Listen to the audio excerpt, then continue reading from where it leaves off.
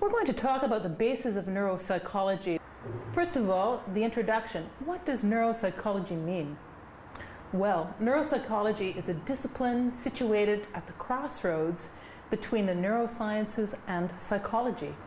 Neuro, the root, is a reference to the cerebral lesions that are the cause of cognitive deficits. Psychology is a reference to the cognitive, emotional, and behavioral consequences of these lesions. Thus, neuropsychology is a field of psychology applied to the study of individuals who have a neurological disease. However, perhaps more properly, this discipline deals with the relations between cognitive, behavioral, and emotional functions and the cerebral structures supposed to be responsible for them. In fact, much of what we know about normal cognitive functions comes from studying people who have had some kind of lesion. If you like, a lesion is some kind of disorder in the brain. Some brain cells have been destroyed in some way. By cognitive functions, we mean all the great functions of human beings. Language, we can talk. Memory, we can remember things. Intelligence, reasoning, problem solving, perception, and attention. In fact, neuropsychology is transdisciplinary, meaning people from a variety of disciplines study the same subjects. What they do is target multiple levels of human beings. They would use, if you like, the biological level, where cerebral systems support the cognitive systems. They would use the cognitive level. The cognitive systems underlie the behavior. And the behavioral level, in observed task performances of the subject. Let me just put that in other terms for you. If I were studying somebody that had a brain lesion in a hospital, I might look at what areas of their brain were being affected when they can't lift a hand, for example. Moving on. Indeed, an assessment of the consequences of the lesion of a specific cerebral area could help a clinician obtain a better comprehension of the difficulties experienced by a person. This area is called clinical neuropsychology. But it could also lead to a better general knowledge of the normal subject functioning. And this would be cognitive neuropsychology. So helping somebody who has a behavioral problem, such as not being able to speak clearly, having lost speech would be clinical. And someone who has problems with memory, it might be more cognitive.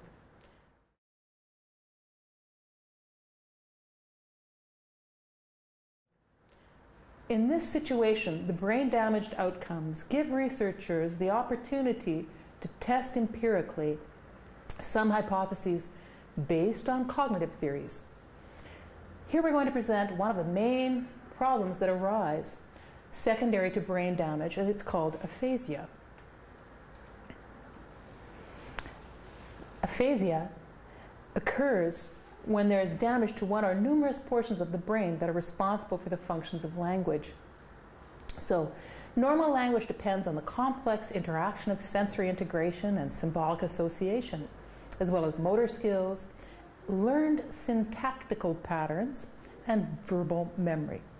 Aphasia usually occurs suddenly, often as the result of a stroke or head injury, but it may also develop slowly, as in the case of a brain tumor, an infection, like syphilis, or dementia. The disorder impairs the expression and understanding of language, as well as reading. This is called alexia, and writing, which is called agraphia. Aphasia may co-occur with speech disorders such as dysarthria, anarthria, or apraxia of speech, which also result from brain damage, but are not considered to be aphasic disturbances. Many classification systems are used to describe aphasias.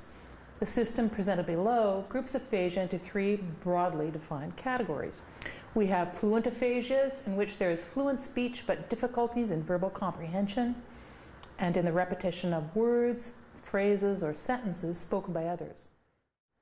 2, we have non-fluent aphasias, in which there are difficulties in expression but relatively good verbal comprehension. 3rd, we have pure aphasias, in which there are selective impairments in reading, writing, or the recognition of words.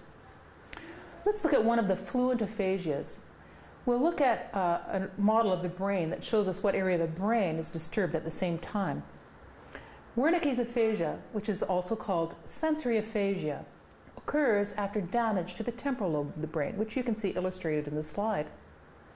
It is defined by the inability to comprehend words or to arrange sounds into coherent speech.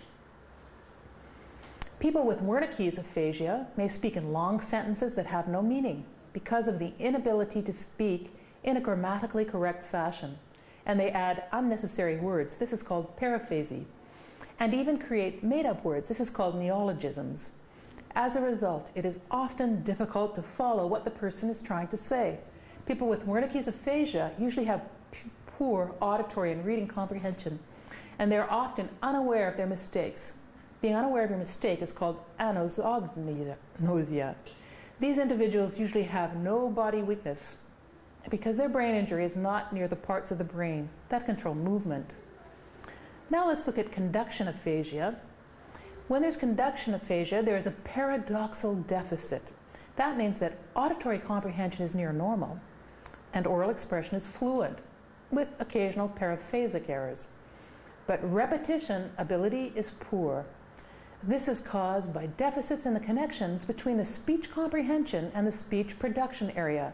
As you can see on the diagram, there's an area called the arcuate fasciculus. It's in green on your slide. When there's damage there, there is damage to the structure that transmits information between Wernicke's area and Broca's area.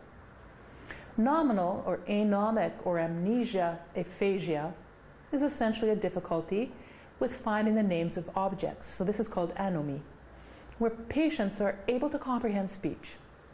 Moving on now to the group of non-fluent aphasias.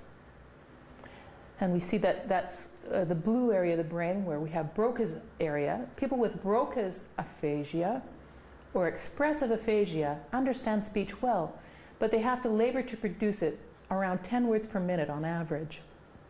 The person will speak in short phrases interspersed with pauses, will make sound errors, repetition errors in grammar, and get anomic. They're often aware of their difficulties and can become easily frustrated by their speaking problems. Clinicians have to be careful of motor and attitude depressive symptoms, since depression occurs frequently but may not be expressed by the person. Transcortical motor aphasia is characterized by the inability to speak spontaneously, whereas people can repeat and understand words correctly.